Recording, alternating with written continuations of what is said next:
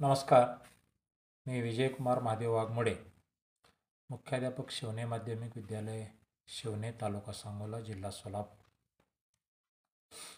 आज आपण ज्ञानरचनावादी उपक्रम आणि शाळेला मिळालेली नवी ओळख या विषयावर थोडं विवेचन करणार आहोत.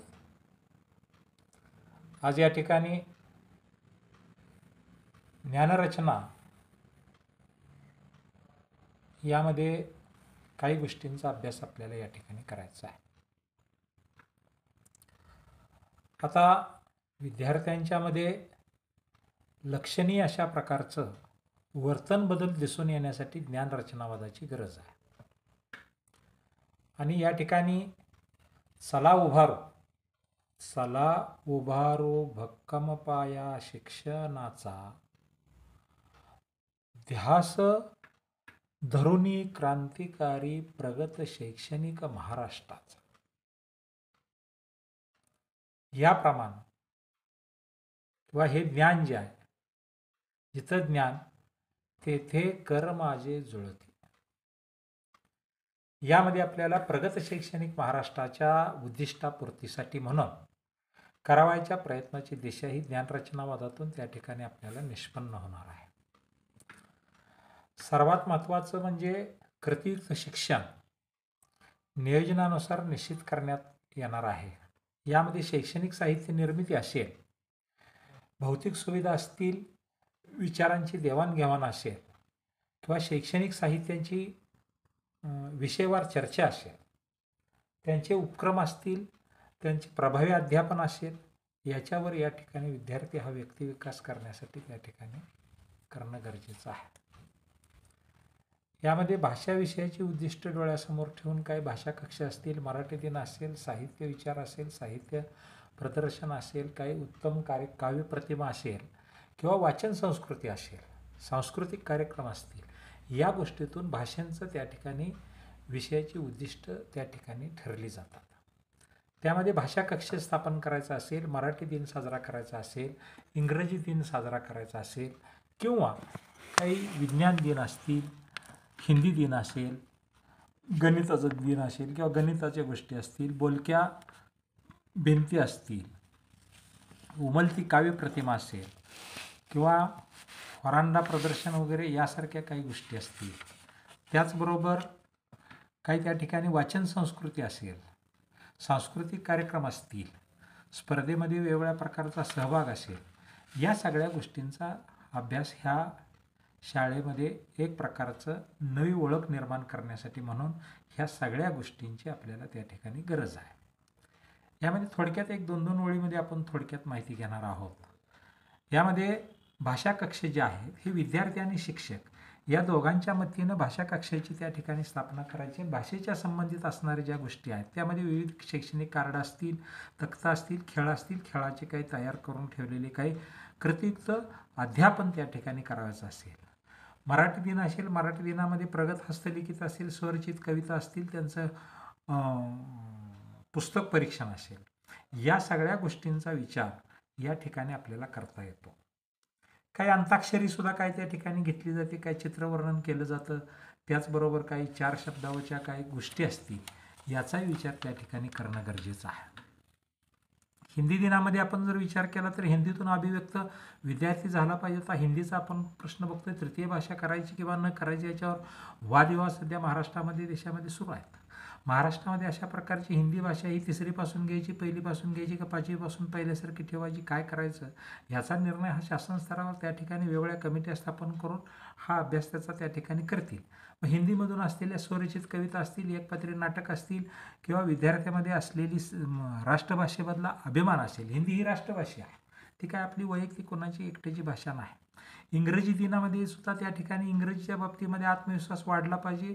इंग्रजी अवघड आहे असं लोकांना विद्यार्थ्याला वाटलं ना पाहिजे. लोकांच्यामध्ये ह्या भाषेचं कौशल्य त्या ठिकाणी आत्मसात करणं गरजेचं आहे. आणि देशामध्ये विदेशामध्ये अशा प्रकारच्या इंग्रजी भाषेला हे प्रथम प्राधान्य देण्यात आलेलं आहे. आणि म्हणून या भाषेमध्ये इंग्रजी भाषेमुळे आपला विद्यार्थी पाठीमागं पडला ना पाहिजे, त्याच्यामध्ये अडथळे कुठल्याही प्रकारचे निर्माण झाले ना पाहिजेत. यासाठी विद्यार्थी हा इंग्रजीतून स्वतः त्या ठिकाणी बोलला पाहिजे, लिहिला पाहिजे, व्यक्त झाला पाहिजे. त्याच्यासाठी नाटक असतील, कविता असतील, स्वरचित असतील, संवाद असतील किंवा एकमेकाचं कॉन्व्हर्सेशन असेल. अशा मधल्या सुट्टीच्या काळामध्ये किंवा मधल्या सुट्टीमध्ये सुद्धा कोणत्याही त्या ठिकाणी ह्या हजेरी क्रमांकाच्या विद्यार्थ्याला बोलवून त्या ठिकाणी या गोष्टीसुद्धा करणं गरजेचं आहे. विज्ञानाच्या बाबतीमध्ये विचार केला किंवा विज्ञान दिनाच्या बाबतीमध्ये विचार केला तर संशोधक वृत्ती ही विद्यार्थ्यामध्ये असते आणि ही संशोधक वृत्तीला त्या ठिकाणी चालना मिळाली. विद्यार्थ्यामध्ये एक आत्मविश्वास निर्माण झाला पाहिजे. शास्त्रज्ञ भविष्यामध्ये निर्माण झाले पाहिजेत आणि हे शास्त्रज्ञ निर्माण करण्यासाठी बालशास्त्रज्ञ त्या ठिकाणी तयार करण्याची प्रक्रिया ही काही इन्स्पायर्ड अवॉर्डसारख्या ज्या काही गोष्टी आता नवीन शासनानं आणलेल्या आहेत त्याला त्या ठिकाणी साहित्य बनवण्यासाठी म्हणून त्याला प्रत्येकी 10,000 रुपये देण्याची सुद्धा व्यवस्था तरतूद करण्यात आलेली आहे. आणि म्हणून यामध्ये सुद्धा कथाकथन असेल, विज्ञानाच्या कविता असतील, विज्ञानाबद्दल वेगवेगळ्या प्रकारच्या पर्यावरणाच्या नाटिका असतील, विज्ञानावरचे प्रयोग असतील, विज्ञान प्रदर्शन असतील, या उपक्रमामधून त्याला अभियुक्त होण्याची संधी त्या ठिकाणी आपण त्या विज्ञान दिनाच्या माध्यमातून द्यायची आहे. गणितामध्ये सुद्धा विद्यार्थी असेल, पट असेल, उपस्थित असेल, यांची शेकडा टक्केवारी काढा, हे करा. यापासून ह्या संख्या वाचनासाठी सुद्धा त्या ठिकाणी रोजच्या मधल्या सुट्टीनंतर किंवा सकाळी सुद्धा त्या ठिकाणी पाड्या असतील, वेगवेगळ्या प्रकारच्या संकल्पना असतील, वेगवेगळ्या प्रकारचे गणित असतील किंवा लोकसंख्या वाचन असेल, हा उपक्रम त्या ठिकाणी आपण घेऊ शकतो. बोलक्या भिंतीमध्ये आपण जर विचार केला तर शाळेतल्यामध्ये वेगवेगळ्या प्रकारच्या ज्या भिंती आहेत ह्या भिंतीवर त्या ठिकाणी विविध विषयांचं मजकूर त्या ठिकाणी लिहायचं आहे की ते मजकूर लिहिल्यानंतर त्या विद्यार्थ्यांना सारखं त्याच्या डोळ्यापुढं लिहिल्यामुळे ते वाचतील आणि त्यामधून त्यांना अभिव्यक्त करण्याची प्रक्रिया, त्यांची मेंदूला चालना त्या ठिकाणी देण्याचा प्रक्रिया होईल. त्यानंतर काव्यप्रतिमा जी आहे, काव्यप्रतिमासुद्धा विद्यार्थ्यांनी स्वतः ती कविता तयार करायची, स्वतः त्या ठिकाणी व्यंगचित्र तयार करायचं, स्वतः त्याचं विडंबन करायचं, काय उमलती काव्यप्रतिमा त्या ठिकाणी आपल्याला द्यायची आहे. त्या वर्षाच्या शेवटी ह्या सगळ्यांचं मिळून एखादं त्या ठिकाणी काय करायचं, मराठी दिनाला एखाद्या पाहुण्याच्या हस्ते त्याचं स्वरचित किंवा स्वहस्तलिखित अशा प्रकारचं हे साहित्य आपण त्या ठिकाणी प्रदर्शित किंवा त्याचं आपण प्रकाशन करू शकतो.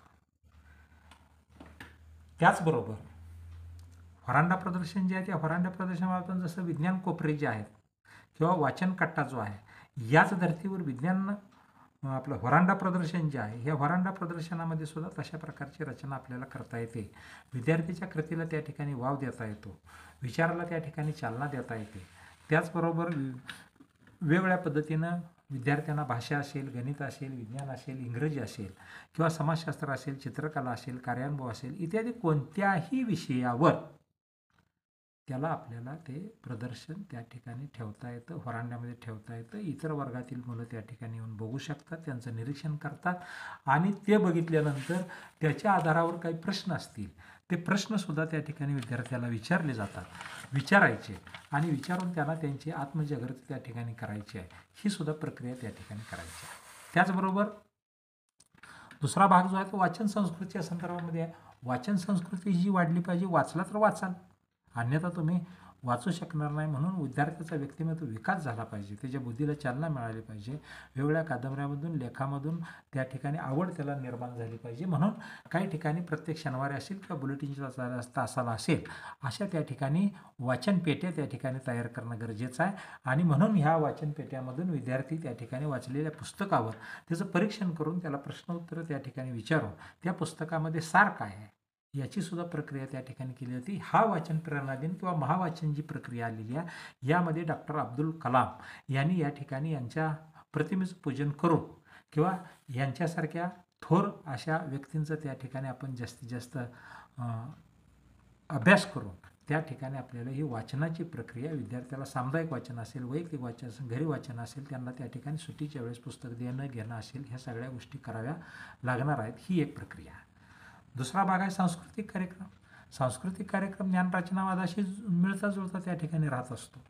प्रगत महाराष्ट्र करायचा असेल कार्यक्रमामध्ये, कार्यक्रमाच्या अंतर्गत भाषा कौशल्य जे आहेत ह्या भाषा कौशल्य निकष जे आहेत हे निकष डोळ्यासमोर ठेवून त्या ठिकाणी आपल्याला वेगवेगळ्या प्रकारचे सांस्कृतिक कार्यक्रम त्या ठिकाणी घेता येतात. त्या सांस्कृतिक कार्यक्रमामध्ये एखाद्या लेखकाची मुलाखत असेल, एखाद्या पाहुण्याची मुलाखत असेल, पत्रवाचन असेल किंवा त्या ठिकाणी स्वरचित कविता असेल, विडंबन एखादं काव्य असेल, नृत्य असेल किंवा त्यांची शून्याची महती असेल, वेगवेगळ्या प्रकारच्या नाटिका असतील, डान्स असतील, वेगवेगळ्या प्रकारचे लेझिम असतील किंवा काही इतर त्यांच्या अंतर्भूत मनामध्ये जे असलेले गुण आहेत ते प्रदर्शित करण्यासाठी त्याला सांस्कृतिक कार्यक्रमामध्ये सहभाग देणं आणि त्या विद्यार्थ्यांनी त्या कार्यक्रमाचं सुद्धा सूत्रसंचलन करणं, ह्या सुद्धा गोष्टी शिक्षकांनी त्या विद्यार्थ्यांच्या बाबतीमध्ये त्या ठिकाणी तयार करायच्या.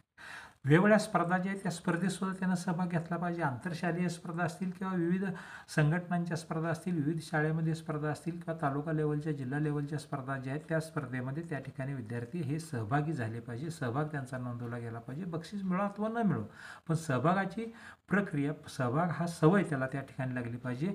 मग त्या शालेय पातळीवर त्या ठिकाणी हस्तकला असेल, चित्रकला असेल, वक्तृत्व असेल, अभिवाचन असेल, गीत गायन असेल, वाद्यवाचन असेल किंवा लोकगीतं असतील, पारंपरिक गीतं असतील, पारंपरिक वाद्य असतील किंवा इंग्रजीचं कथाकथन असेल, याचं सुद्धा स्पर्धेचं आयोजन करून त्या ठिकाणी आपल्याला क्रीडा, निबंध, बुद्धिबळ यासारख्या सुद्धा गोष्टी किंवा खो खो असेल, कबड्डी असेल किंवा ॲथलेटिक्स असेल, यामध्ये सुद्धा हे आंतरशालेय आणि अनेक विविध संस्थांमार्फत आयोजित केलेल्या स्पर्धेमध्ये विद्यार्थ्यांनी सहभागी त्या ठिकाणी झालं पाहिजे. अशा प्रकारच्या हे प्रक्रिया करून प्रत्येक मूल हे टिकलं पाहिजे, चांगलं शिकलं पाहिजे, हे उद्दिष्ट डोळ्यासमोर ठेवून शाळा शैक्षणिक गुणवत्ताच्या विकासाच्या उद्दिष्टपूर्तीकडे वाटचाल करणं हे गरजेचं आहे. यासाठी शाळेतील मुख्याध्यापकाचं उत्तम मार्गदर्शन आणि शिक्षकाचा प्रयत्न, यामुळे शाळेचं रूप आपण त्या ठिकाणी भविष्यामध्ये बदलू शकतो. अशा प्रकारची त्या ठिकाणी ही अपेक्षा व्यक्त करून मी या ठिकाणी विवेचन थांबवतो. जय हिंद, जय महाराष्ट्र, धन्यवाद.